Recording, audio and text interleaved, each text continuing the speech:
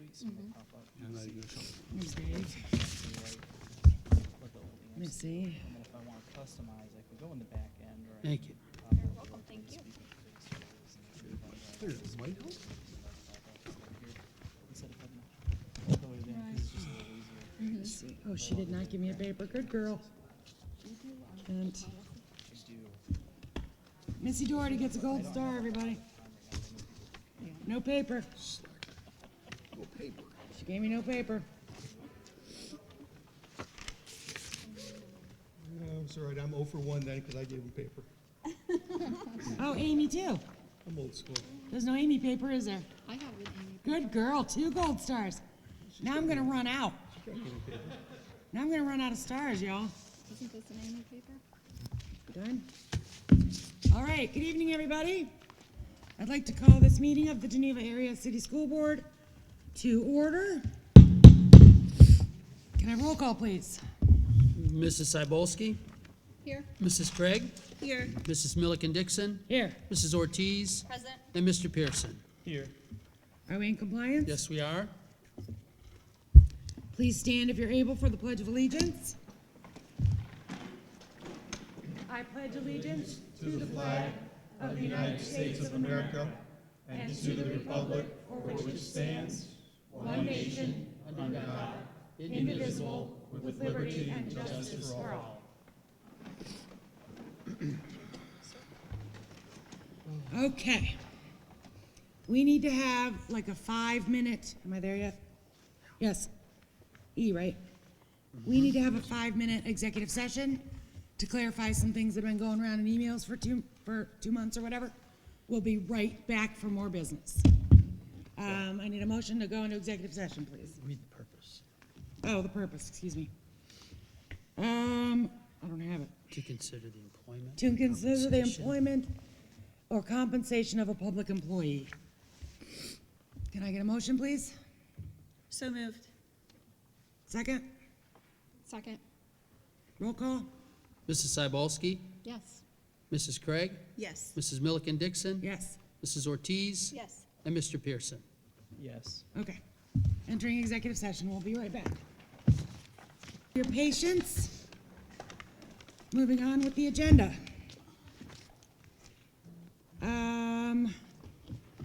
Can I get a motion to waive the reading of the minutes and approve them, please? Oh, treasurer search. I lied. I apologize. Next item, treasurer search. Our treasurer search is as of tonight ongoing. We are still considering candidates and working out details about specific contracts, and so we'll keep you updated as events warrant. There we go. Now, minutes, please. And correspondence. Correspondence. Correspondence, please. Any correspondence? No, I do not. Nothing? None. All right, thank you, guys. I need a motion to waive the reading and approve the minutes, please.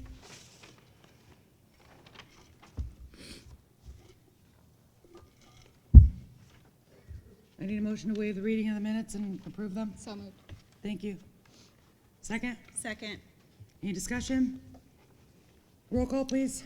Mrs. Krieg, Yes. Mrs. Milliken Dixon, Yes. Mrs. Ortiz, Yes. Mr. Pierson, Yes. and Mrs. Cybulski. Yes.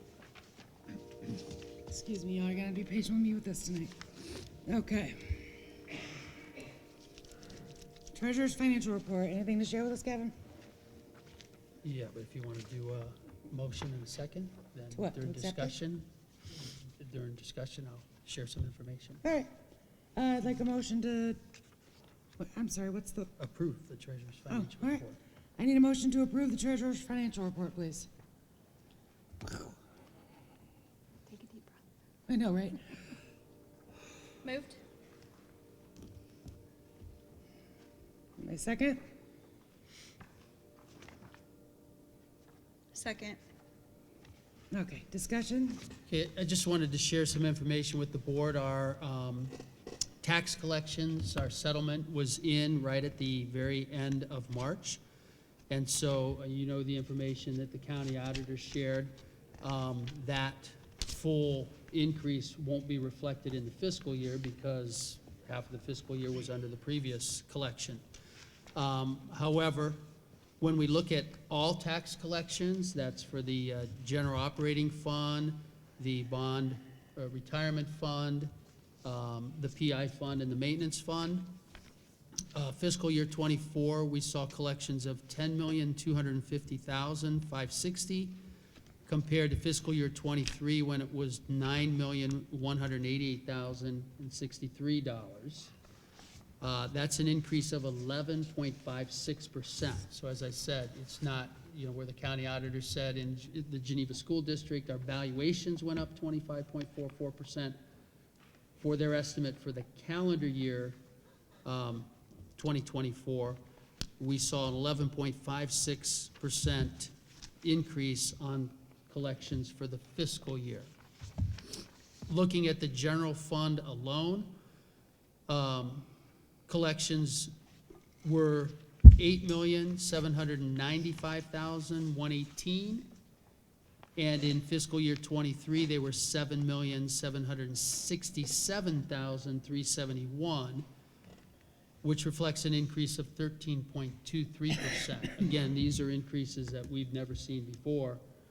I'm confident that even not in the last 30 years, but even before that, we've never seen increases like this. And then to update you, March '24 to March of '23, our revenues have increased 2.4% for the same, looking back at the same period last year, while our expenditures have increased 9.6%. Ouch. When you look at the your financial report and look at the cash summary balances on the general fund, you still see that growing. Being that we had that big tax collection in March, it's usually going to look at the highest. But then in April, May, and June, expenditures will exceed revenues for those months for the most part. And so you will see that cash balance come down, and then we'll see where it ends up at the end of the fiscal year. Okay? Will we be within policy guidelines still? Oh, way within policy Okay. guidelines, yes. And it's still, as the 5-year forecast showed an additional gain this year in that cash balance, and that should still be fairly close. Actually, it showed almost 2.2 million. And when you look at the current, it's over 4 million, but that will come down. Generally, in May and June, you're going to see, because we're only getting our state funding bi-monthly, no local funding, except at the end of April, we'll get a school district income tax distribution. You'll see expenditures exceed revenues by more than $1 million. Okay. Thank you. Anything else? Questions, comments? Roll call, please. Mrs. Milliken Dixon? Yes. Mrs. Ortiz? Yes. Mr. Pierson? Yes. Mrs. Cybulski? Yes. And Mrs. Krieg? Yes. Can I get a motion to approve the invoices, please?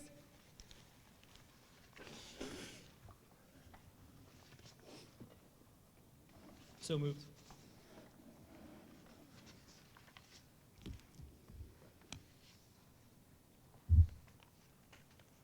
Any second?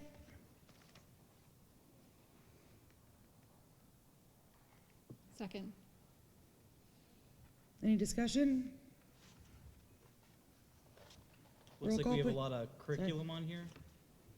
Curriculum? Is that what we're looking at? Mm-hmm. Those are big spends, but they have a lot of longevity, I would assume. Yes, they have pretty much 6-year subscriptions, 6 Perfect. years licenses to them. It's nice to see this on here. I'll talk about it a little bit more detail in my report coming up. Thank you, Mr. Riley. Thanks, Welcome. Ms. Riley. You're welcome. Okay, roll call, please. Mrs. Ortiz? Abstain. Mr. Pierson? Yes. Mrs. Cybulski? Yes. Mrs. Krieg? Yes. And Mrs. Milliken Dixon? Yes. We've got informational items. You see the current investment report. I don't have anything else to add to that. I mean, as older investments mature, we're able to fill them in with some good interest rates above 5%, although there were a bunch in the last 2 months that got called that were over 6% as rates fluctuated a little bit down and come back up. At the recently attended OASBO conference, the talk was that we can expect to see before the end of the year probably at least 2 reductions in the federal funds rate. So those rates might come down a little bit before December. All right. Legislative report, please, Mr. Pierson. Yeah, so I have a lot here. I'm going to try to fly through it so I'm not keeping everyone here all night. We had a lot of legislation go through both federally and in the state. First, we had some kind of menial looks at some of the bills we talked about already. HB 250 talks about military service and some of the open enrollment.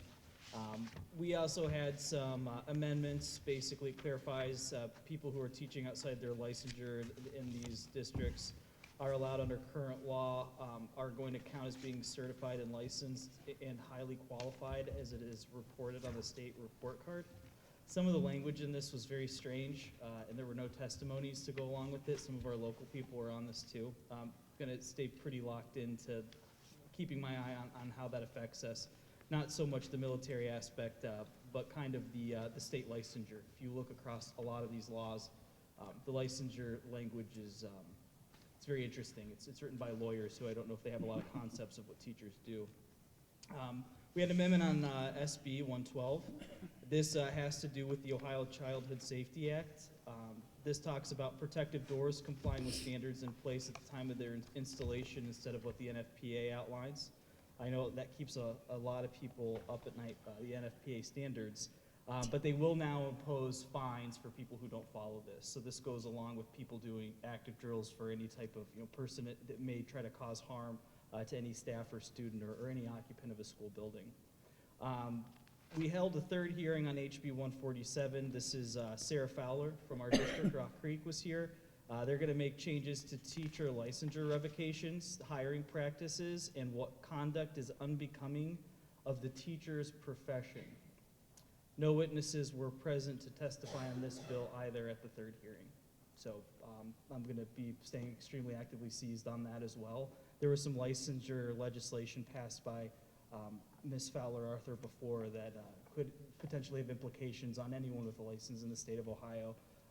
That affects most districts in this county. We amended SB 205. Basically, this is about mental health and addiction services. This is regarding the earlier bill that I talked about, talking to kids about marijuana usage, drug usage, trying to get diversion programs, as well as for anyone who's entered the YDC program or may have been expelled. We want to take a look at how we can take rehabilitative approaches to putting them back in some type of working order while also maintaining the least restrictive environment for children inside of that. We're looking at our House Economic and Workforce Development Committee. So this is basically sponsor testimony, people who sponsored this bill. They wrote it up, they added something to it. Their counties or districts might offer something of value into it. With incentives, the incentives that they were considering were encouraging the development of natural gas pipelines and other infrastructures to make appropriations for certain aspects of school districts. So you could get a kickback for that. Bunch of new bills introduced. I'm not going to go through all of them until I start seeing them in pending legislation. A lot of these never make it past basic votes or basic sponsorships. Our Department of Education and Workforce has proposed new rules that they want public to give their input on. The reason I put these in here, and I'm going to obviously have this posted as well, is if people want to look at this, there's a calculation of pupil transportation operation payments, there's personnel training programs, different records and reports that most of us are not aware of. And if you want to take a peek at it, you can even go on there, ask a question, and someone from the state, be it a staffer or someone who actually works on legislation, will reach out to you. So if that's the kind of thing that just really excites you, then you can check out the legislature as well. The federal government is looking at basically ways to recruit and retain teachers. They're basically admitting now in multiple hearings that there has been a 40-year vacation period where teachers basically put up with a lot, and that time has ended around COVID, and the areas after that 40-year period are basically not seeing any renewals. We're not refilling the coffers. They're finally acknowledging it and looking at ways to try to retain teachers and offer them basically affordable pathways to get meaningful, I don't want to say development because we use a program similarly to it, but to hone themselves as a professional and grow a career in a way that they would like to. So you're not just stuck in one specific area of curriculum. They want to talk about shoring up access and the retention of good jobs, what that means to teachers. There are people from Johns Hopkins all the way to superintendents of schools in Maryland and Utah that are working on this. We had one of the representatives initiate what they said was job descriptions that talk about what the good principles of teaching are. I would advise people, I know that this is really boring and that's not lost on me, but if you get a chance to take a look at that, there are, again, a lot of staffers there where if you look at that breakdown, you're going to be able to talk about the working conditions, compromise a good job for your teachers, your students, your children, or your experience with the district if your student has graduated. And this is going to make a better outline for people to not just look at codes and laws and say, well, hey, we're hitting it. It's going to put some context behind it so we can preemptively solve some problems. We looked at funding appropriations for the fiscal year 2025 department budget request. I'll be honest, this is someone that was talking about different administration requests, bunch of financial jargon that they're looking at, different aspects to allocate to Title IX regulation. Basically, what I took from this bill, if I'm being completely honest, is that this hearing for fiscal year 25 is completely symbolic, and they can't work through the materials they have, but they're really trying their hardest. It was kind of frustrating reading that. I couldn't believe that Congress actually published this, and the OSBBA also put it out there.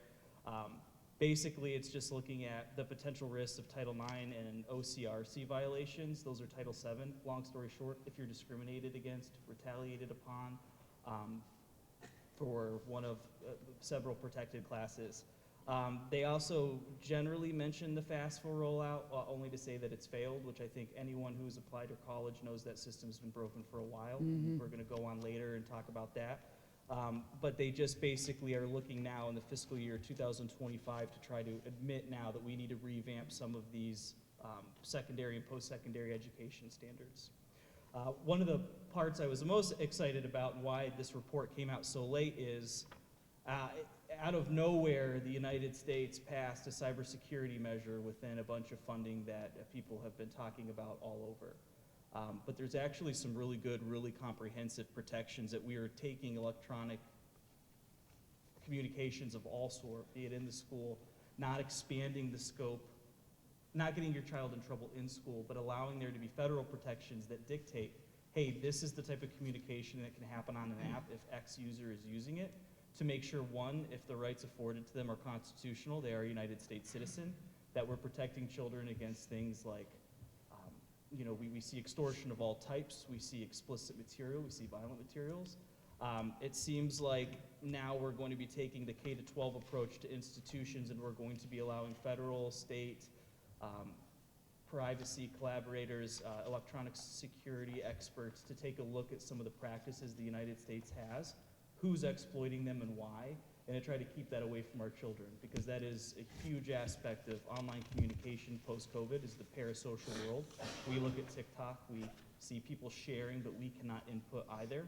There are a lot of people, tons of people, corporations, other governments, whatever your opinions are, that can use that for nefarious reasons. Seeing this bill on here is a huge win for public schools. It's a huge win for how you access and control the technology that your children uses. And it gives you the freedom to teach your kids how to use that type of data, right? It's not restricting it so much as giving you tools to access it. For instance, the federal government told TikTok, if you're not going to tell us who your stakeholders are, then you're not going to function past a certain date. They rolled that out with this bill. So it's pretty hard written in stone. Either you can play by the rules that everyone else plays by as a corporate entity in the United States, or you have to stop working. This would basically create that same type of stipulation to other entities that operate, Meta, Instagram, the thousands that exist. So that's really nice to see. There's some key improvements to WIOA, basically a Stronger Workforce for America Act. This is bipartisan legislation that, again, looks at the relation between employers and the workforce at large, not just teachers, but it does affect teachers. This is actually a pretty cool one. This is looking at highlighting gaps in skills, how limited employer engagement can actually be detrimental to an employee, and hiring and firing practices, what they cost the economy, what they cost the state, things like if you have tons of people that are on benefits, but they're still on your payroll, what's up with that? There are going to be a lot of people on those commissions and hearing committees that are going to be taking a look at why that happens and how we can avoid it in the future. American Enterprise Institute makes a case for curriculum reform. This is just a testimony, so there's not necessarily a solid bill in the House yet, but there was a webinar held to try to lobby, which is when someone who's very educated about something talks to Congress who may not know specifically what this is. And this is the case for curriculum reform. It talked about a bunch of educators. This is one where I was talking about a bunch of partners from different curriculum companies, as well as teachers, as well as superintendents. Talked about standardizing applications to reach curriculum where kids are. That means maybe remotely, that means maybe in a way that accommodates a 504 more comprehensively, but basically admitting that right now we're really restricting our access for students to have those tools, and we don't have to necessarily increase cost. We just have to maybe use some of the tools that are being proposed by the people who know this best. And what they're saying is, no offense to Congress, it might not be you who knows education best. We might need some advocacy from people all over. So it was really cool to see that this guy from Johns Hopkins, let me see what that person's name actually is. I'm gonna kill his name, Robert Pondicio. And he actually brought in a bunch of people from local schools all the way up to literally trial centers and research centers that work with kids with disabilities and other hindrances, 504s, IEPs, barriers to education, and they talk about using the regular curriculum and overcoming that through different teaching methods. And then the last one is our FAFSA rollout. The House Subcommittee on Higher Education and Workforce had a title hearing about FAFSA failing. They said that if we examine, it's called FAFSA Fail, Examining the Impact on Students, Families, and Schools. This covered the troubled rollout of the new simplified FAFSA as it's required by federal law. The Simplification Act included in 21 was a completely omnibus bill that affected all FAFSA applications. The hearing focused on what was seen as a rushed rollout, bad math, bad computer systems, unsafe data, and a host of other issues that the people who were, again, these are not Congress, these are professionals who work in cybersecurity, in funding for schools, fair allocations of things like federal dollars for college students, all the way to recommending private dollars be spent in scholarships. And it looks like this is going to be a big stick for a long time. Just as a kind of an outline, I actually have an open FAFSA for this year for law school, and I have finished that in October, and it is still not being considered by Case Western Reserve till now. They are not reviewing it because they are expecting there to be an amendment of legislation that affects the way that that funding rolls out, and so people are really scrambling to try to figure that out. Now, the reason I included that is because a lot of you have juniors who are in, now their last semester of the year, which is the prime time to apply for college. You get funding right off the gate. You're going to lock in. If you lock into a college and you usually file your FAFSA right as the FAFSA comes out, that is the best time to get funding. Right now, that's on hold for our seniors and our juniors in their second semester, so that does affect our district. I apologize for being so verbose with these, but of all the legislative reports I could give to families who are weighing trades in college, I think this one has the biggest impact on Geneva as a whole, because this really does affect either our access to military entrance, the trades, or college, because there are obviously allocated dollars for each. The ASVAB is currently not held up. Local grants and scholarships for anything from ATEC to Auburn Career Center are not held up, but that FAFSA could make or break someone's application So I just wanted to go over that with you guys. Thank you. Thank you, Mr. Pierson, I appreciate that. ATEC report, please, Mrs. Ortiz. Yes, our last meeting was on Monday, April 15th. We were pleasantly surprised. We were able to meet and be entertained by our winners of gold medals from the Skills USA competition. Our quiz bowl team took the gold medal. They will be going to Atlanta in June. And the chapter display, they also took the gold medal. So from Geneva on the quiz bowl team is Isabel Harson.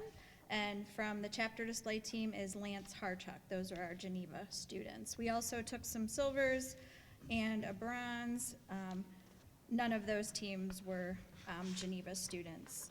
But it was the excitement on their faces was phenomenal. If you look at Facebook at all, the ATEC page has their pictures and their red jackets, and it was amazing. And the things that they do and how they already have improvements planned to put in the chapter display for Atlanta, so it's very exciting. And then also, if you participate or shop their greenhouse sale, that is beginning on April 28th, and you can start browsing online now if you would like. So, thank you. Thank you. Mr. Riley. Thank you. Before the administrators come up and give their reports this evening, I'll go ahead and give mine. We are in the midst of state testing, literally in the middle of it for that matter. We just pretty much finished up English language arts and are moving already into math, and science will be next week, social studies as well. When state testing occurs in any district, there are a lot of moving parts. Although I am the district test coordinator, could not do this without the building test coordinators at each of the levels. Those are all the principals. Mrs. George over at the counselor at the middle school and Zach Mansky at the counselor at the high school. They've been very helpful in rolling this out, and in speaking with all of them, it's been rolled out very seamlessly, so that is great. Appreciation, the teachers have been doing phenomenal. I know there was a glitch on the very first day of state testing for us that happened down at the state level, and it impacted multiple states. It was not our doing, but they rolled with the punches, and we moved it back a day, and it has been smooth sailing on the way. And I have heard that the students, regardless of the grade level, have been doing their best. They have been trying their hardest. They've been taking their time overall and really concentrating. So we're looking forward to getting those results, which we should get late May, is what I'm being told. On the agenda this evening, as Mr. Pierson pointed out, there are several adoptions for English language arts and science curriculums, and committees rather have been formed and discussed a lot of series and textbooks and resources and computer offerings, professional development. We had, as a reminder, we had created an English language arts and a science committee. Kudos out to Corinne Ball, who is the English language arts department chair, and John Barbeau, science department, as well as Mrs. Carnett and Mr. Chenoweth, the assistant principals at the middle school and high school, for helping steer those committees.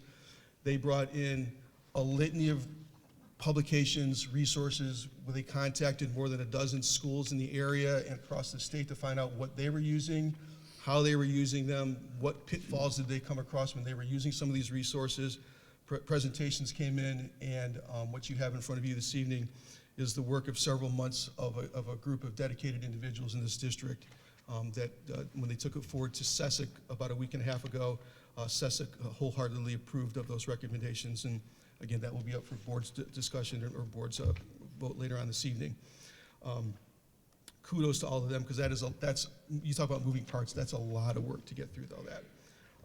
We went back and started recognizing Soaring Eagles from last month and this month.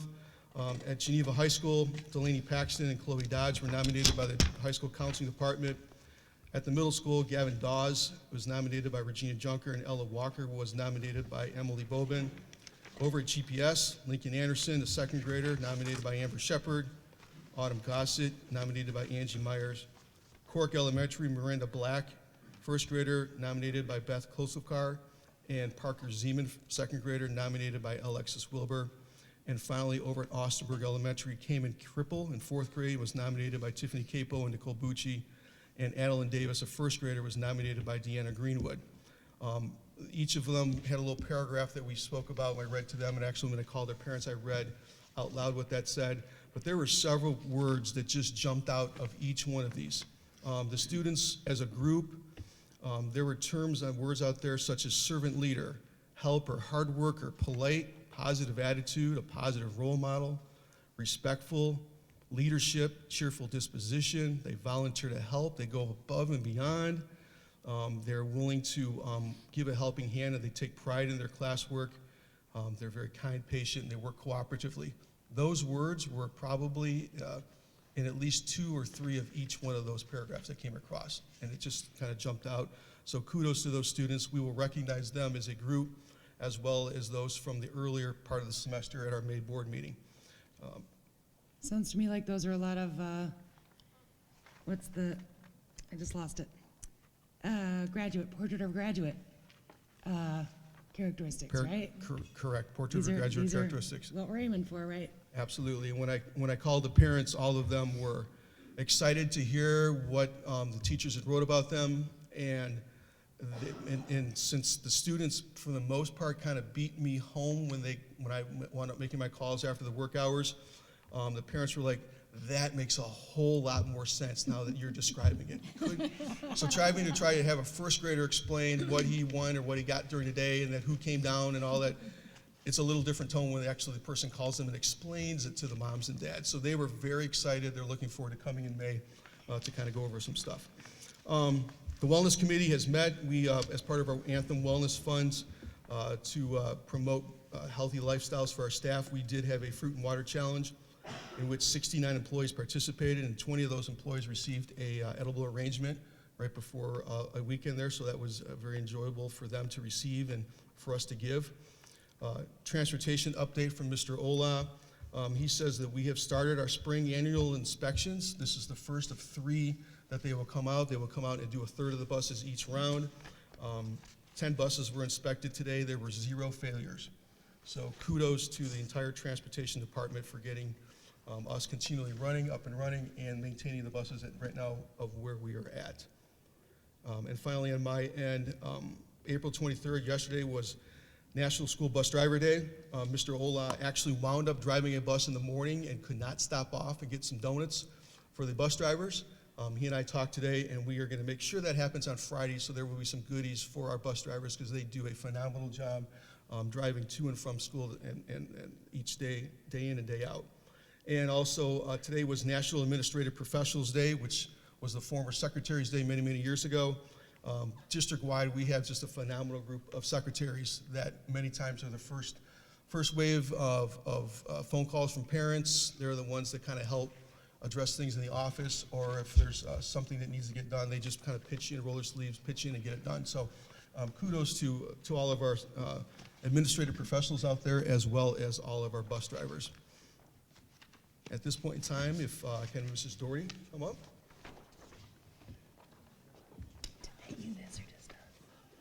I sent them a text a few hours ago. Am I moving this over? Where's your gold star? Can I move it? What?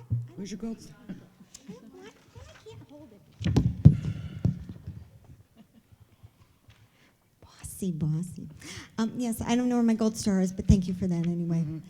I do want to say, to piggyback on Mr. Riley's comment, with Secretary's Day, I still call it that. Today, Mrs. Ritchie, a big shout out to her. She does so much for us at Cork, and I do appreciate it. We did have a bus cancellation today, and I was in a classroom, so she had that all handled and taken care of, and it all worked out so nicely. So they do a lot of work for us, and I do appreciate that. Some things happening. It's that time of year where we are having our field trips. Our PTO has graciously sponsored field trips that the teachers can pick where they want to go for each grade level pretty much. And then we're also gearing up for a lot of our performances from our students in our classrooms. So kindergarten and first grade, they both went to visit the Ashtabula Art Center. They went together, which was kind of neat. I thought that was nice. And they had hands-on activities for visual arts, drama, dance, a lot of things to do in a short amount of time, but they did make the most of it. And again, we always say this, a lot of these students might not be exposed to any of that if we didn't have these field trips. So our PTO has graciously done that for us, so we do appreciate that. And I'm going to talk about the Final Four reading again, only because our third graders did participate, but despite their efforts, they didn't win the main prize of going to Cleveland. But Mrs. Bordeaux, who is here tonight, I think I saw her, she reenacted it because the students were a little disappointed because they worked very hard reading. And so she made her own little tourney town. She had them go in the gym and play some basketball, which I think she coaches, so she does know how to. She worked with them on that. It was cute. They were having fun. And then they went back to their classroom and they watched some old. I think it was streamed older games. And then they had treats and activities in the classroom, and they were having a great time. So she reenacted that for them, and I really appreciate that. They deserve that. So thank you for coming up with that idea. And then, like I said, we do have programs coming up, first, second, kindergarten, and our 5th grade recorder concert. Please come to that. It's so enjoyable. So you'll love it. They've been practicing so hard. Mrs. Stoll does a great job. You have to start somewhere. She does a great job with them. They really, I was in her classroom a couple of times when they were doing their lessons and practicing, and they're into Be it. nice They to like the it. recorder players. Yes, I know. You gotta start somewhere. I love Some of the- these kids are going to be world famous musicians. Yep, and they love it. So there. It's fun. Come to It's the really. recorder concert. I just laugh because the parents go, "Oh no." Oh, I know. But I it's know. fun and they like doing it, and so everybody's invited to that. And again, our kindergarten students, I do believe they are continuing with their Dream Big program. That's a great one to watch as well. So we watch them move on up and go into the rest of their educational career. I also included in here our honor roll for every 9 weeks so far. I think that's pretty impressive. And then our Soaring Eagles for March. So thank you. Thank you. Thanks, Mrs. Doherty.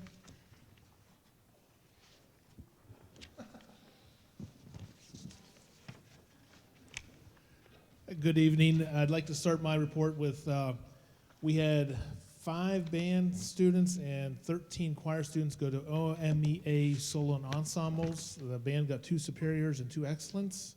The choir got 4 superiors and 3 excellents, which is very good. Very proud of them. Our track team's doing very well. We have our 4x8 girls team have broken the record twice this year so far.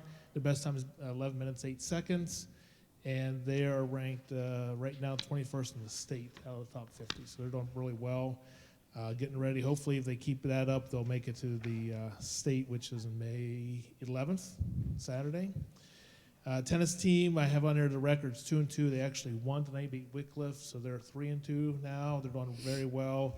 Hosting a doubles tournament on May 11th, and then they'll take part of the 41st annual Ed Cybulski. Did I say it right? I said it wrong. Dubsky. Memorial tournament for the local middle schoolers on May 22nd and 24th. Mr. Riley spoke about state testing. Just to give a general, let everybody know, on May 7th, Tuesday, May 7th, the fire department will be in, I think, the southeast corner where the gas pumps are. They're doing their annual hose testing, so they'll be out there early in the morning, probably when the buses come in the afternoon. Just make sure everything's safe for the village of Geneva. And then the most important thing is we have our parent group has a BOGO book fair on the week of May 6th, so they're encouraging everybody to come out to the book fair to buy their books. Buy one, get one. So there we go. Thank you. Thank you. I'm gonna beat you. Good evening. We just concluded extended learning for grades 3, 4, 5. Mrs. Horde, Mrs. Bogard, and Mrs. Bobish put in a lot of time to prepare our students for the state testing. Other activities, Pajama Day and the Someone Special Dances. The Geneva High Interactive Club sponsored a Pajama Day, and students donated $1 and could wear their jammies to school, which everybody loves to do. All the proceeds collected will be used to purchase items for mothers-to-be. Also, I'd like to thank Corinne Ball for asking all of us. We all participated in that. Also, the class of 2025 planned the Someone Special dances that took place.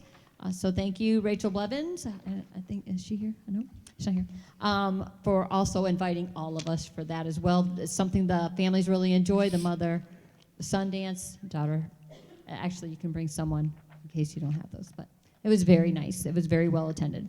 Also, kindergarten registration took place, which I think Misty talked about.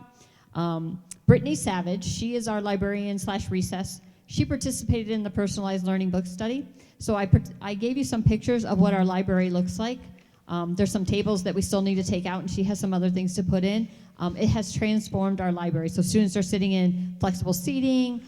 We have these cushions. I actually sat in one of those web-looking things, but I might be a little too heavy because I went right to the ground. But anyway, I was able to bounce out, which was They're a for children, plus. Mrs. Brzezanko. Let me just tell you, I They're got for down and then I children. just kept bouncing until I got back up. So I'd like to thank her for that. Students are loving that. Also, we're holding a talent show at GPS. So auditions are this week, and then Friday, May 24th is the date of our talent show. So I'm not in that, I don't have a talent. But we have some really great students and staff participating in this. So if you get a chance, come on out. Not on my list, but I was just notified tonight on behalf of the American Institute of Aeronautics and Astronautics. It's my pleasure to announce that we do have a student who came in 3rd place for that. Jared Bowers in 5th grade, Mrs. Brigard is our science teacher, and she had a group of students that participated in this challenge, and he actually did come in 3rd place. So I'd like to give kudos out to him. It's the first time we've ever participated in the Young Aerosmith Visionary Contest, and we did have a winner. So congratulations to him. Awesome. Thank you. Thank you. Mr. Chenoweth will be addressing the high school topics in the absence of Mr. King tonight. Good evening. Good evening, community members. The months of March and April have been a very busy and exciting time here at Geneva High School. Our spring sports teams continue to go out and give their best, even though the weather has not been cooperative. Our student musicians continue to prepare and perform in various capacities throughout the community. Our student artists under Mrs. Monahan and our drama department under Mrs. Christopher continue to work hard to represent GHS in the art scene. Our juniors and our seniors are getting really excited as we prepare for our high school prom. And throughout the school, there seems to be an overall positive buzz between the students and the teachers alike. Tonight, I want to highlight 3 happenings in our building that showcase the caliber of our students and staff members and their dedication to our community. On March 18th, our National Honor Society was recognized by the Geneva Area Chamber of Commerce at their annual recognition dinner. We were honored to be recognized by our very own school board vice president and Chamber of Commerce president, Mrs. Jamie Ortiz. The GHS Philanthropy Club, under the leadership of Mrs. Best, was able to select and donate to 3 nonprofit organizations that impact Ashtabula County residents. The Geneva Food Bank received $2,000. The Cleveland Rape Crisis Center received $2,000. And Faith Christian Academy received $1,000. These organizations were recognized at an awards breakfast held on April 9th here in the high school. And finally, Geneva High School received the Purple Star designation from the Ohio Department of Education and Workforce. We hold the distinction of being the only school in Ashtabula County to carry this designation. Thank you to Mr. King, Mr. Hall, Mr. Becker, and Mrs. Wilson for being on this committee and working to ensure our military families are looked after and supported. Thank you. Thank you. Thank you. Tony.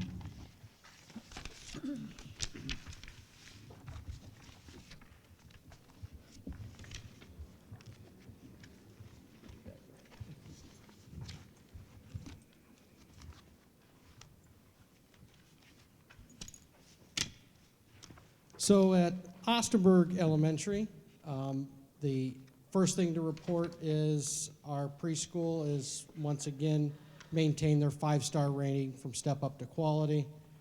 Special thanks go out to our 2 teachers, Mrs. Rogaski and Mrs. Meehan, and the 3 preschool aides that we have, Ms. Avsek, Ms. Campbell, and Ms. Korvig. This 5-star honor has a great deal to do with the organizational skills of Mrs. Brzezanko that she left for me and support from Mrs. Porcello. Congratulations to our 3rd graders who got a chance to go to Turneytown. They finished in 2nd place. So I know it had to be absolutely thrilling to walk into the Cork Gymnasium and have that kind of presence. For the Osterberg third graders, we got dropped off in Turney Town. We walked in, and the bands were playing as we walked through from each of the 4 schools that were participating in the women's Final Four, including the cheerleaders. They got to participate in some of that, and I'm not gonna rub it in, but it was an amazing experience. And our kids did a great job, and so did our teachers all through that process. So we were second in Northeast Ohio, second out of about 140 schools. Nice.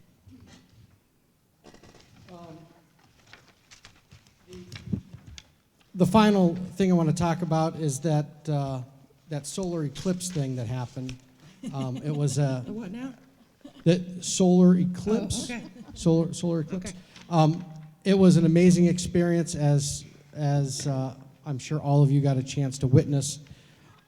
We were able to go ahead and celebrate it a number of different ways. Our 2 kindergarten classrooms had some special activities.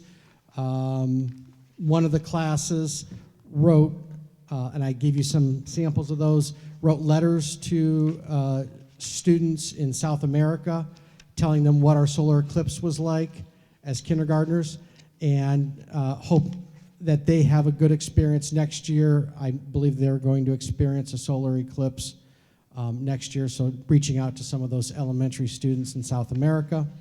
Our other kindergarten classroom, the first was Mrs. Howard's, our other kindergarten classroom, Mrs. Waring's, they did models of what it would look like having puppets of the moon and the sun, and they were the earth, and so they tried to go ahead and hold those out and see what that looked like.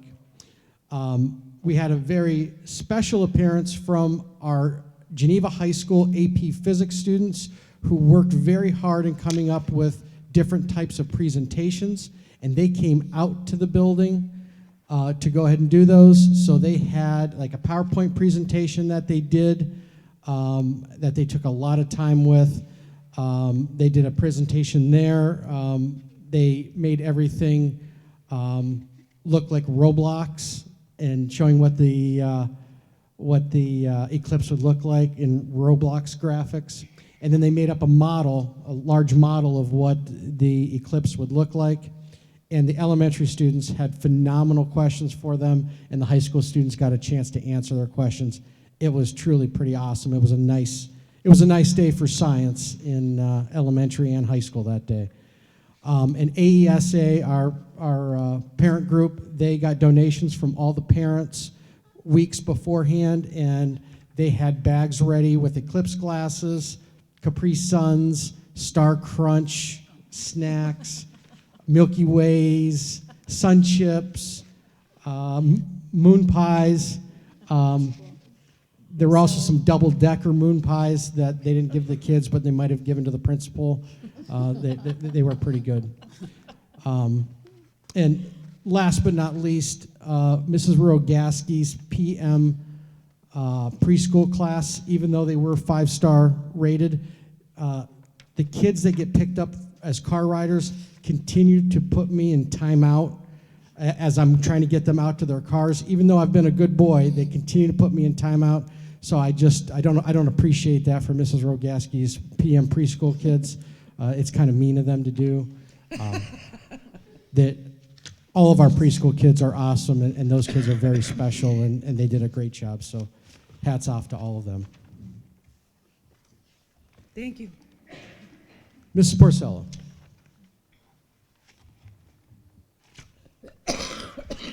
Thank you, and good evening. Just 2 quick things. Alternate assessment is complete. I know the rest of the state testing is still going on. Alternate assessment starts about in mid-February, end of February, and so it ends a little bit earlier. I completed the alternate assessment justification for the states. Their goal, I know I reported this last year, same. The state's goal is for districts to be under 1% of their student population taking alternate assessment. They do have a qualification sheet that the intervention specialists and the IEP teams work through in determining whether students qualify. The teachers are very diligent in going through that document in paper form. It's about 8 pages long. On the IEP document, they bring it down to 4, which is really nice. So the percentages for our district are on there, the preliminary percentages. Sometimes there's little shifts in it, depending on who did and didn't test. And the other thing is that most of the dyslexia screenings have been complete across K3 district-wide. I have the breakdown of numbers, K1, 2, 3. District-wide, we have about 554. I think I had 6 on my desk the other day when I went in, so 560 students. Of those 560 students, only 88 were deemed at risk, which is huge. I've been talking to other districts, and their numbers were much larger than that. So that's awesome. The people Mrs. that, Priscilla, yeah. So what does that mean? So if they're determined at risk, No, I know that piece. I mean, that we have a lower number than other districts.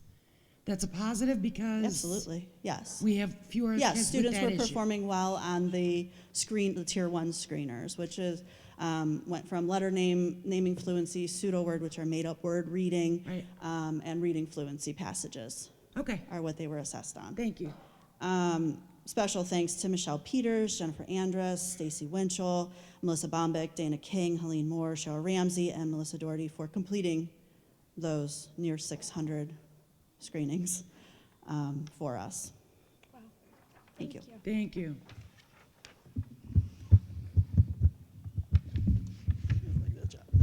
Okay, moving on. The substitute superintendent recommends the board approve the curriculum recommendations from the SESC, that thing, for 24-25 as presented in the attached summary. Mr. Riley, you gonna speak to that? I can add just a few more thoughts on that. As I said, it was a lot of moving parts. Both committees, ELA and Science, really did their homework in getting to this point in time. When we started sitting down to have final quote discussions, I kept going back to them and saying, are you sure? I wanted to make sure if they wanted a textbook in their classroom, they added that into their order. If they wanted to make sure they had enough student resources, so we took a look at the enrollment. We talked quite extensively about the professional development opportunities that the companies were offering. For instance, in the English language arts, I know Mrs. Ball and I sat down, we talked quite a bit, and our goal is that if these are approved, these resources are approved this evening, we will have the professional development for our staff in those departments in May. The goal is to get the books, the resources, and everything in our teachers' hands before the summer months. They can take some time to prepare, they can take some time to plan, get a little bit of a refresher before the students come back in August, and we'll be in good shape. So we're actually, from what I can tell, at least in recent years, we are ahead of the game in terms of a timeline with getting these resources. But Mrs. Ball and also Mr. Barbeau kept going back to their teachers just to make sure that what they wanted is what is presented this evening. So I appreciate all of their hard work, and that's all I got. Are there any questions? Is K6 next year? K6 for which subject? All of them. Next year on the docket, K5 math and 612 social studies is there. We are talking about, looking with the administrative team, we may move K5 ELA up if we possibly can. But we believe that our Wonders subscription ends at the end of this upcoming year. And even though that is one of the sources that's out there for the state recognizes for the science of reading, we just want to make sure that we've got the right materials for our students. The reason I ask is because Wonders was one of the last ones that was accepted as part of that program, the science of reading, the last copyright that we have. Correct. And I don't know if the state of Ohio is going to be quite as gracious next year to, I think they're allowing a lot because of the cycle in which we purchase textbook series for districts and the cost, and they're appreciating that this year, but I think it's going to be a much different twist come next year. Correct. Our understanding is that they may, as ODE or the Duke and keep looking at things and trying to adjust. That's why we're, from our understanding, is that the 2020 Wonders is good for next year. Right. But since our subscription, we believe, runs out at the end of next year, next year would be the perfect time for our district to take a look at those resources and see if we can't swing for the fences and get that as well. I mean, I can attest to the series where I teach, it was not on the list, and we petitioned, and we actually, they put it on the list, they let us use it. And that is a series that is already, we have a 2017, and that was already the Science of Reading then, that many years ago. So I know they're probably it's gonna be a much harder sell coming up in the following years. I would agree with that moving forward, yes. So you need our approval. Is there a vote that we do? There must be, right? Motion. and second Motion, I need a source. motion to approve the recommendation for the curriculum recommendations. Yes, please. Move. Second? Second. Any other discussion, questions, comments? Roll So call. this- Oh, sorry. Mr. Riley, the recommendations that you've provided here is what Sussex approved, so it's been through all of our teachers? Correct. Both committees were comprised of teachers from 6 through 12. And when it was presented to Sussex, the Sussex committee members that committee is comprised of teachers and administrators who listened to the presentations by the committee leaders, I suppose. And based on all of that information that was presented during that meeting, they thought it was very, very worthwhile and unanimously approved it. Okay, thank you. You're welcome. Anything further? Okay, roll call to approve, please. Mr. Pierson, Yes. Mrs. Cybulski, Yes. Mrs. Krieg, Yes. Mrs. Milliken Dixon, Yes. and Mrs. Ortiz. Yes. The substitute superintendent recommends the board approve the following student as having met the requirements for early graduation for 23-24. Cora Harper. I just want to say really quickly that I read Cora's letter to us, and it's phenomenal. She says, and I'm paraphrasing something about, I don't want to go to any more school. I don't want to get any more training. I just want to go. Get out and work and make a difference in the world. And I just loved it. I just thought it was really cute. So I need a movement to approve her early graduation. It's a her, right? Yeah, so moved.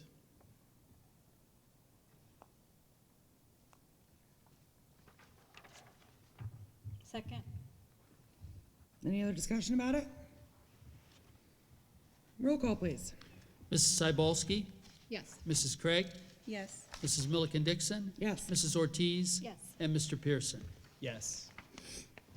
The substitute superintendent recommends approval of the attached service agreement between the ESC of the Western Reserve Governing Board and the Geneva Area City School District Board of Education.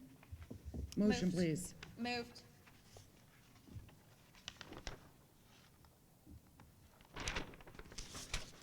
Second. Any discussion?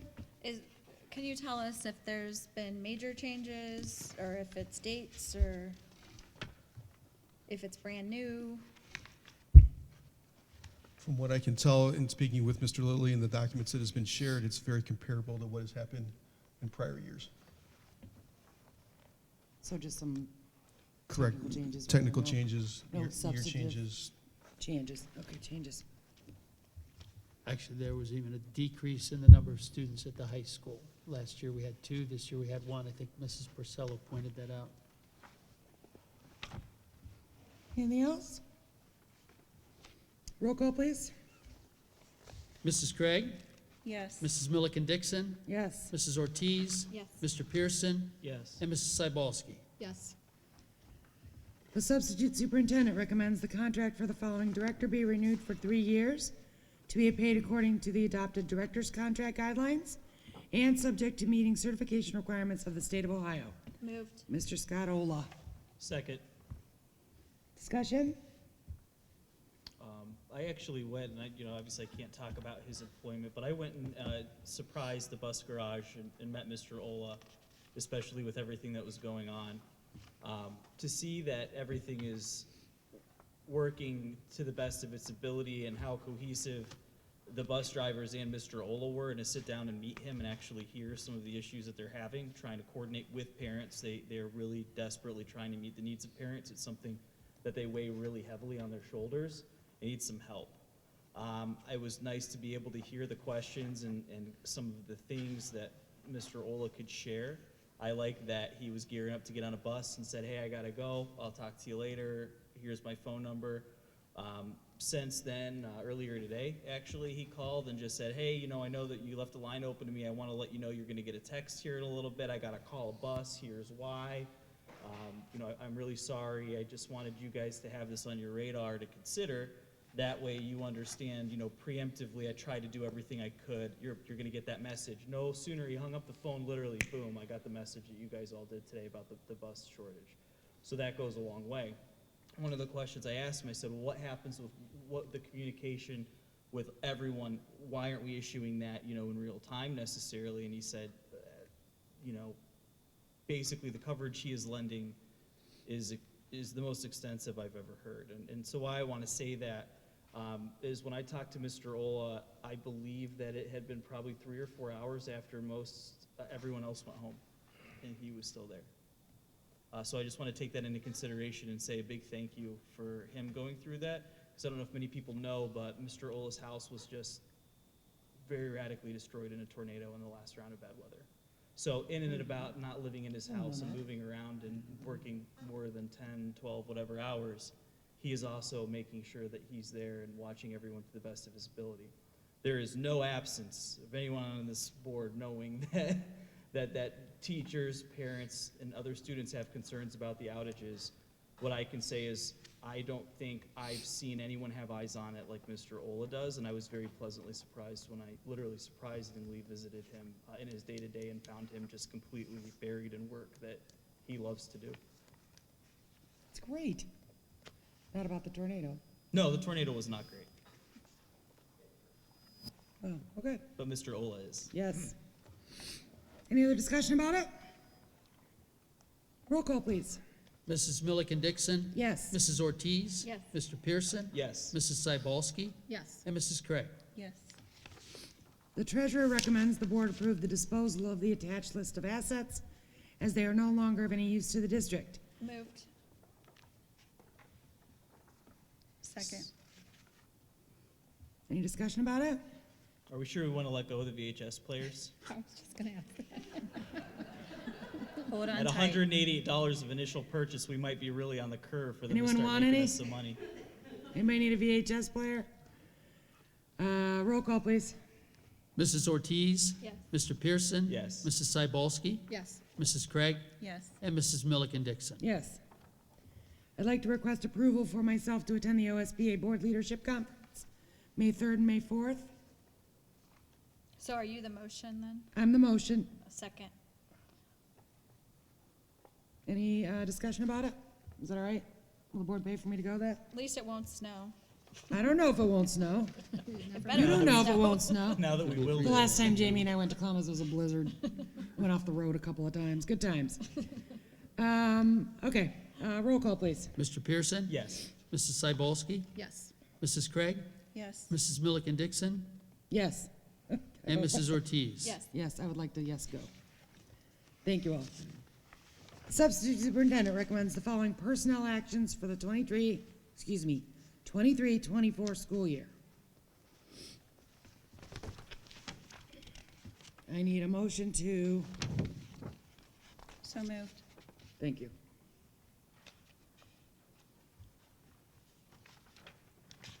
Second. Any discussion? Roll call, please. Mrs. Cybulski? Yes. Mrs. Krieg? Yes. Mrs. Milliken Dixon? Yes. Mrs. Ortiz? Yes. And Mr. Pierson? Yes. The substitute superintendent recommends the following personnel actions for the 24-25 school year. I need a motion to accept, approve, whatever. So moved. Second. Discussion? The non-renewal that's in here, that is the typical practice, is that correct? Correct, that is a typical practice. Every year they get non-renewed and then rehired. Yep. Correct. When do we do the rehiring piece? May? We post positions probably next week or two, and then they'll have to reapply. And as they come, okay. And as they come in. Yep, got it. If they so choose to come. Right.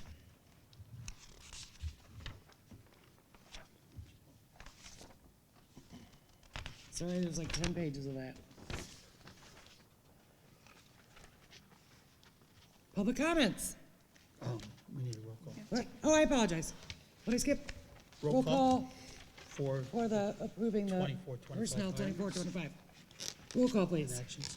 Mrs. Krieg, Yes. Mrs. Milliken Dixon, Yes. Mrs. Ortiz. Yes. Mr. Pierson, Yes. and Mrs. Cybulski. Yes. Now, public comments. This is the time in the evening where we allow the public to tell us what's on their mind. Each person has 5 minutes for a total of 30 minutes for the segment. When you approach the microphone, please give your name and address for the record, and let us hear what you have to say.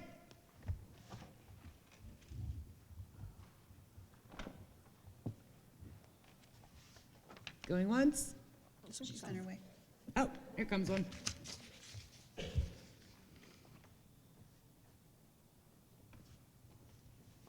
Christy Burns, 4262 North County Line Road. I just wanted to, I've been up multiple times to talk, and I wanted to say thank you, because in the past month, I have just seen some small little improvements, and I think that's worthwhile to note. I would also like to thank Mr. Ola. Today, when the text message went out, I happened to be at 2 different buildings in the time period, and that gave everyone time to call their parents, or it was plenty of time. Parents were aware, kids were able to call, administrators were able to make announcements, and it made things so much smoother. So that small thing really, I think, helps a lot of parents. And then just secondly, I had a kid come to me after the eclipse and tell me that the one pair of glasses that he had, his whole family shared them. And he was so thankful that he had those. So thank you for making sure that those were provided.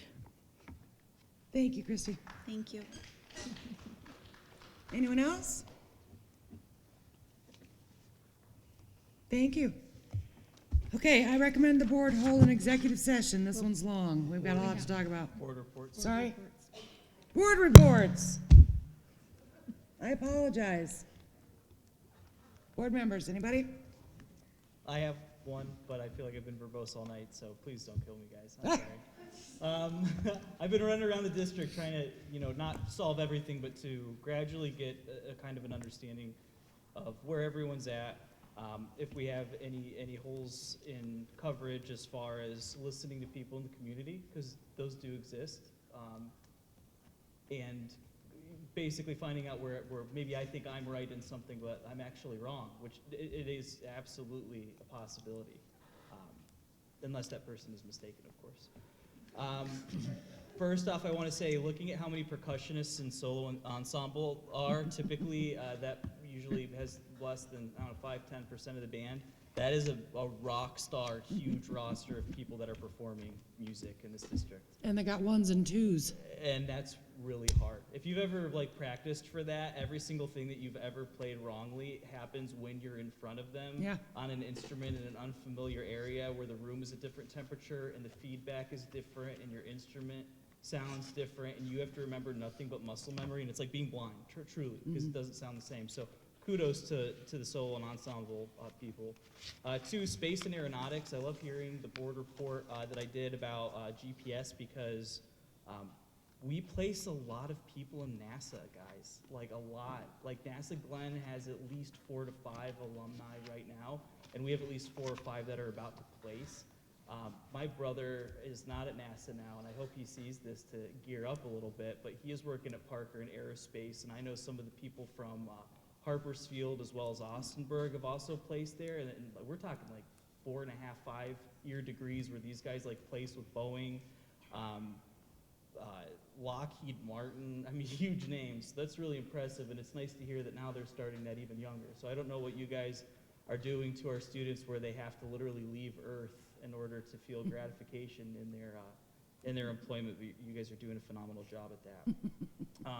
For the eclipse, I went downtown with my family, my daughter and Abigail, and when we were down there, there was a huge group of Geneva teachers right between Luisa's and Luigi's, sitting there with all their glasses. There had been some people that were giving them out. It was amazing to see the whole downtown go black. A bunch of people were talking about the impacts of why Einstein used it to justify relativity, all the way to why do I look at things with these glasses and I can't see anything, but when I look at the sun, it's like still almost uncomfortable. I had a headache for the rest of the day. And I thought it was really cool that the academic booster stood up and talked about that. Thank you to Mr. Barbeau. Thank you to Mr. Jeff Griffiths for having that conversation with us to make sure that coverage was there. Thank you to Mrs. Burns for talking about the importance of not staring directly at the sun, because while usually that doesn't need to be said, I'm not gonna lie, when I was a kid I did that a lot. So that explains a lot of things there. It explains a lot. A lot. And last, I want to talk to, I had a run at the grocery store with one of our community members who was very adamant that I look into if we still talk about phonics and the inclusion of people who may have or may potentially have dyslexia, and that the markers for looking at just 3rd grade as well as 6th grade and beyond have implications where he wants to make sure people can read and that they go through these phonetic processes, and we're taking a larger look at it. To see that, not just from the teachers, but to see the assessments where we know who's at risk, as well as we have a list of kindergarten through 3rd grade and then district-wide, that was a concern for someone I talked to at a grocery store while I was buying chips today.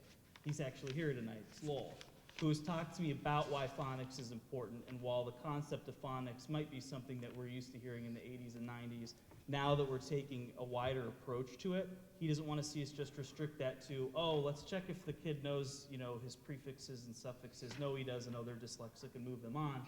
We need comprehensive approaches to see that we're actively seized on that. Helped me answer a question tonight, and Lowell's going to shake me down. So you saved me because he was coming for me on that. And I think it's important that we have that conversation because we're looking at some of our reading scores, and while I've been absolutely impressed by them, there are some shaky. I'm excited to see this upcoming round because it seems like post-COVID everything has been thrown up in the air. And teachers, I know you're sick of me hearing that. Tutors, I know you're sick of hearing it too.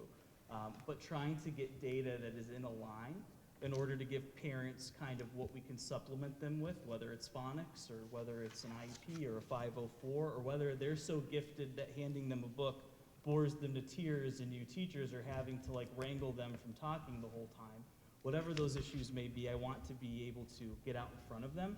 So as I go through, I'm going to talk about that more. Very lastly, I went to Geneva Platt Spencer and I talked to Mrs. Brzezinko. I also surprised her. She was very grateful for me taking up an hour of her day, I'm sure. I saw Mrs. Wood there as well. I was very impressed by the mitigation of people who were both being very disorderly and very sick, and how there are some cool teachers at Geneva that can discern between the two to give the best outcome for the student, and that was really cool to see. It's nice to see Mrs. Brzezinko working to mitigate not just the alleviations in what staff needed, but also talking to the students. It was nice to see every student that came in was addressed by the administration, which I've always seen at every school. First name, how are you doing? It's good to see you, no matter why they were there. So I want to say for just those first 2 initial visits, thank you guys very much for being accommodating to me wasting your time and being extremely verbose like I am in this report. Thank you guys. Anyone else have anything they want to share? I have a couple of things. So because there's really no need to reinvent the wheel, I don't know if anybody saw the letter that Dr. Nye from Grand Valley shared in regards to community questions about their there's a big debacle in that community right now because they're putting in a turf field, they're doing a lot of new things there. And there was some issues in the community. I printed the letter, but again, to not reinvent the wheel, there was a lot of ideas there of places to obtain grants for items that we might find very useful for the future of our district. So I have that, and I can share, that further, but I wanted to get that on the record. The other piece, to go back to what Mrs. Purcello was talking about with the dyslexia screener, I've talked to a few teachers, and correct me if I'm wrong, because I could be, are RIMS and all that documentation, is it still paper pencil, or are we doing that electronically?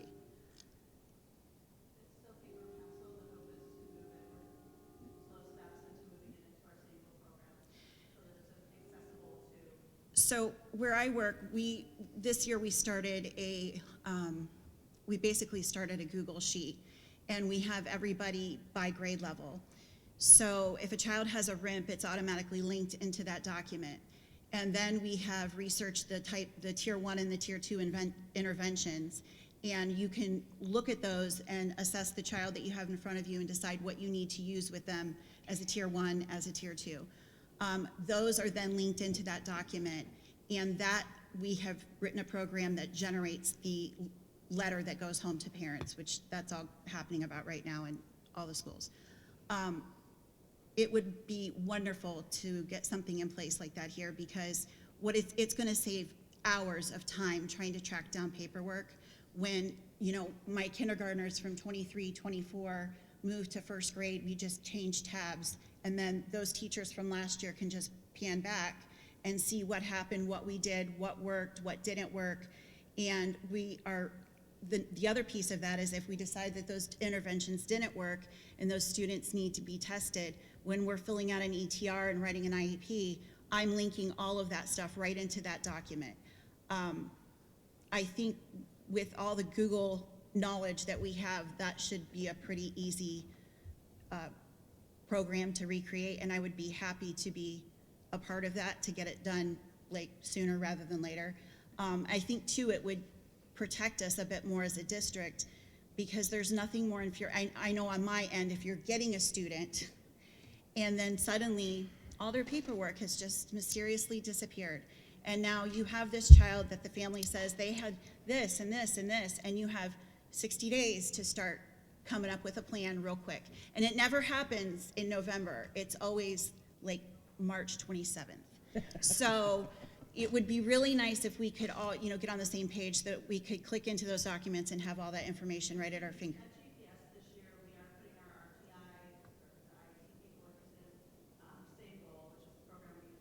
That's what we use as well.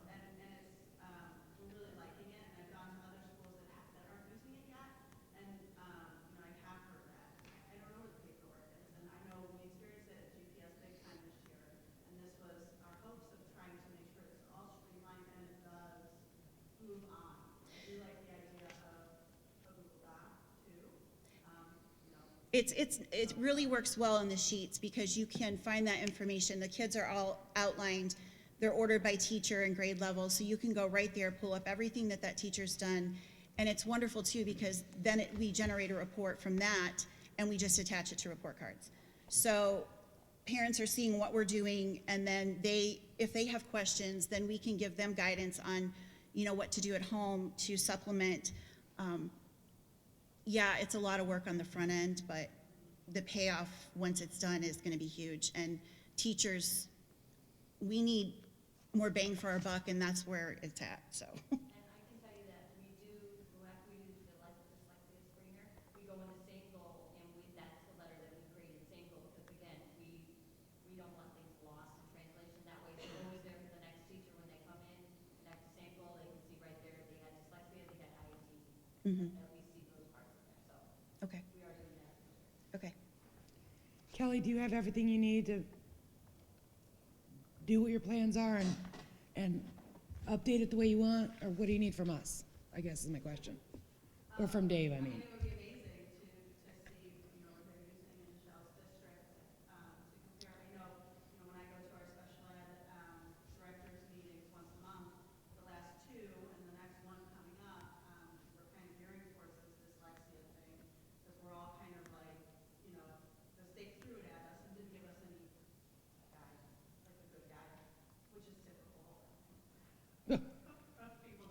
No, they're giving you specific instructions, they're just not coming yet. Yeah, so, You just have to wait longer. that would be huge in helping, especially at the elementary level.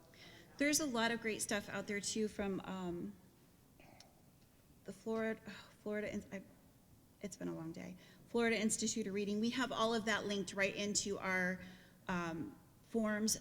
And then we numbered all of those. I can copy paste like nobody's business. I can get that to you. Okay. Yep. Perfect, thank you, Mrs. Craig. Anything else for the good of the order? I don't have anything to babble about today. Looks like we're done. Okay, I recommend the board hold an executive session to consider the appointment, employment, discipline, or compensation of a public employee, the investigation of charges or complaints against a public employee, conferences with an attorney for the public body concerning disputes involving the public body that are the subject of pending or imminent court action, and preparing for, conducting, or reviewing negotiations or bargaining sessions with public employees concerning their compensation or other terms and conditions of their employment. I would like to take 1 second to put that all into English for you. So we are talking about who we hire and fire and how we compensate, and the biggest piece of that is the treasurer search that I mentioned earlier. We are talking about the investigations that are ongoing. One of them was recently resolved, and we put that report out, and there's another still happening, so that's on the agenda. We are speaking with our legal counsel regarding any disputes about that and the investigation that's pending. And we are talking about bargaining. We are talking about bargaining. It is that season. The contracts are both about to expire for GATA and for OPSI. And so we're speaking about all of that. So, as always, if you have any questions, feel free to reach out to me or any of us. And I think we move into executive session. We will not be doing any business when we return. Motion. Motion to move into executive session, please. So moved. Second. Roll call, please. Mrs. Milliken Dixon, Yes. Mrs. Ortiz, Yes. Mr. Pierson, Yes. Mrs. Cybulski, Yes. and Mrs. Krieg. Yes. Meeting adjourned. Thank you all. No, not adjourned. Not adjourned. You know what I mean. Recessed into what's it called? Executive session.